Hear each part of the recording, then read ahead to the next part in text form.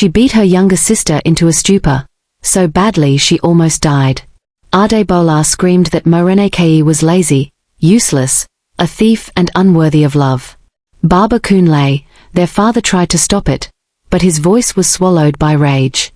By the time neighbors rushed in, blood and regret filled the compound. In the small village of Afonli, where red earth stained bare feet and gossip traveled faster than the Hamatan wind, two sisters grew up under the same roof but in very different worlds. Their mother, Mama Sade, loved the younger one, Moreneke, with a devotion so visible it cast a shadow. Moreneke was born fragile, coughing weakly even as a baby, and Mama Sade wrapped her life around protecting her. She slept beside her, fed her first, defended her fiercely. Adebola watched. She watched Mama Sade rush to Moreneke's side at the slightest cough while ignoring her own fevers. She watched her mother praise Moreneke's smallest effort while dismissing her own hard work with a wave of the hand. "Be strong," Mama Sade always said. "Your sister is not." But strength, demanded without love, becomes a burden. As a child, Adebola fetched water before sunrise, her feet numb from cold. She carried firewood heavier than her small body. She cooked meals she barely tasted. When Moreneke broke plates, Adebola was beaten. When Moreneke lied, Adebola was accused. Their father, Baba Kunle, saw it all. He tried, quietly, gently. "Sade," he would say at night, "you are hurting her." Mama Sade would turn away.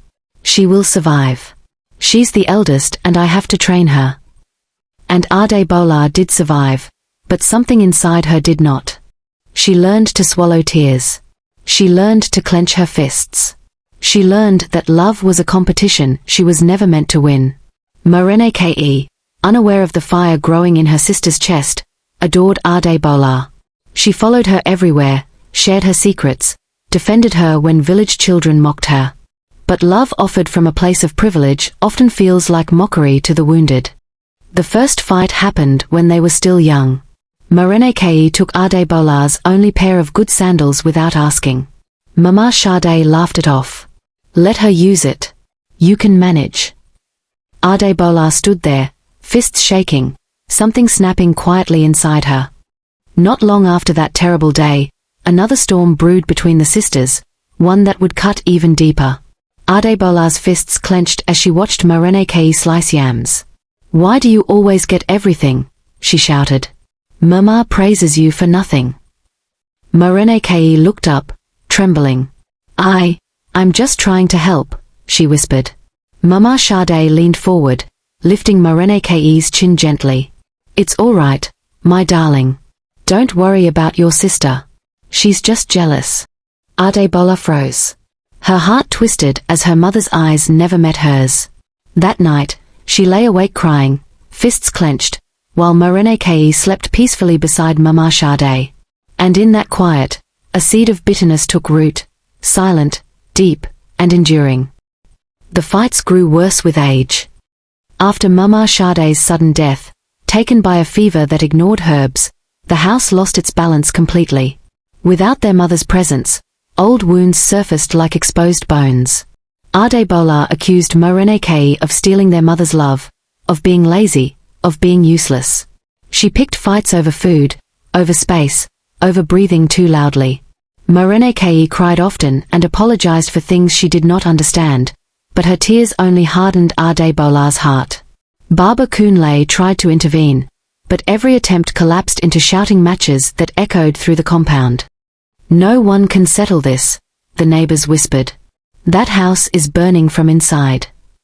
One evening, after Moreneke accidentally ruined a meal, Mama Sade's old favoritism echoed in Adebola's head. Something broke. The beating that followed shocked the entire village. Neighbors rushed in. Children screamed. Moreneke nearly died that day. That night, Adebola packed her things. She left the village at dawn. The city welcomed her with cruelty before kindness. She slept in crowded rooms, worked jobs that drained her bones, and endured insults that reminded her of home. But Adebola was stubborn. She refused to return to the village that had taught her pain. Slowly, However, her life changed. She found better work. She dressed better. She moved into her own apartment. People began to respect her. Yet, the anger she carried did not soften. Back in Afonli, Moreneke struggled. With their mother gone and Ade Bola absent, life became thinner. When she fell sick, she sent messages to her elder sister, begging for help. Ade Bola read them and ignored them. She told herself she owed Moreneke nothing. Not love. Not money. Not even a reply. Then Baba Kunle died. The day Moreneke buried her father, the village felt unbearably empty. She was alone now, truly alone. With no land of her own and no strength for farm work, she made a desperate decision, to go to the city and ask Ade Bola for help. She arrived unannounced, thin and trembling. When Ade Bola opened the door and saw her, the years of hatred rushed back like a flood. "I just need a place to stay for a short time," Moreneke pleaded. "Once I find a job, I will leave." People begged Ade Bola on her behalf. Friends, relatives, even strangers. But Ade Bola's heart was locked. "No," she said. "She can sleep anywhere else. Just not here." Moreneke returned to the village in shame and poverty. Life moved on, but karma walks slowly. One rainy night in the city, Ade Bola collapsed in her apartment. Fever burned through her body. Her phone slipped from her hands as she tried to call for help. Days passed. No one came. The neighbors assumed she was away. In the darkness, memories attacked her. Her mother's voice. Her sister's tears. The day Moreneke begged at her door. This was not regret for lost wealth or position. This was regret for being alone. When help finally came, it was late. Ade Bola survived, but she emerged weak, dependent, stripped of pride. As she lay in a hospital bed, she realized something cruel and clear. Money could not sit beside her bed. Status could not hold her hand. The sister she rejected was the only one who ever would have. She wept, not because she had fallen, but because she had pushed away the only soul who might have stayed. And that regret became heavier than any poverty. But regret, like dawn, sometimes arrives with a second chance. When Ade Bola finally opened her eyes again, the world was pale and unfamiliar. The ceiling above her was white, cracked in places, humming softly with the sound of hospital machines. Her body felt like borrowed property, heavy, weak, refusing to obey her commands. She tried to move her fingers. They trembled. She turned her head slowly, expecting to see a nurse or an empty chair. Instead, she saw Moreneke. For a moment, Ade Bola thought death had come quietly and taken the shape of memory. Her sister looked thinner, older, but her eyes were the same, gentle, worried, carrying years of pain that had never fully hardened into hate. Moreneke sat beside the bed, asleep, her head resting on her arm, her other hand wrapped carefully around Ade Bola's fingers. Ade Bola's chest tightened.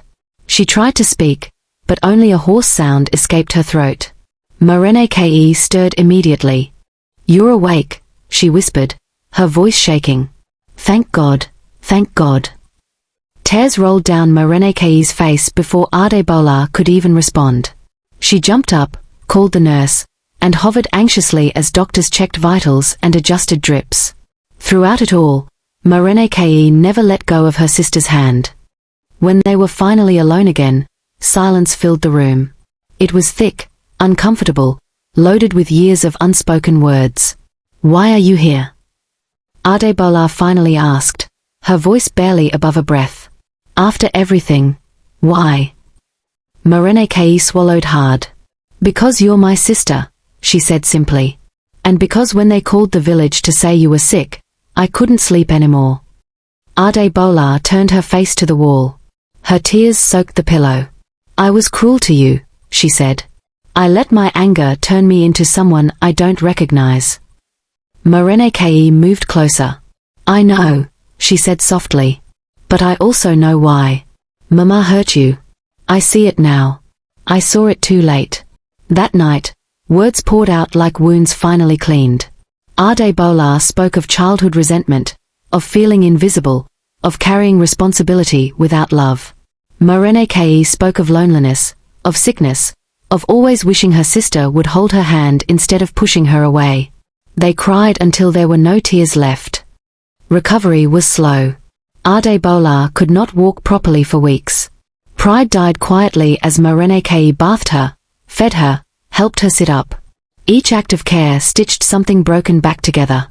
Adebola learned, painfully, how to receive what she had denied for so long.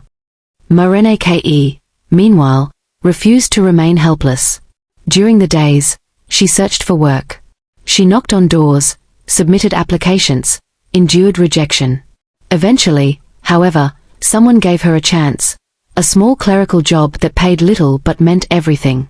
With her first salary, she bought groceries and medicine. "I want to help too," she told Adebola, smiling shyly. For the first time, Adebola saw her sister not as a reminder of past injustice, but as a woman who had survived neglect and still chosen kindness. Months passed. Strength returned. Laughter returned. They cooked together. They argued softly and resolved quickly. They shared memories and made new ones.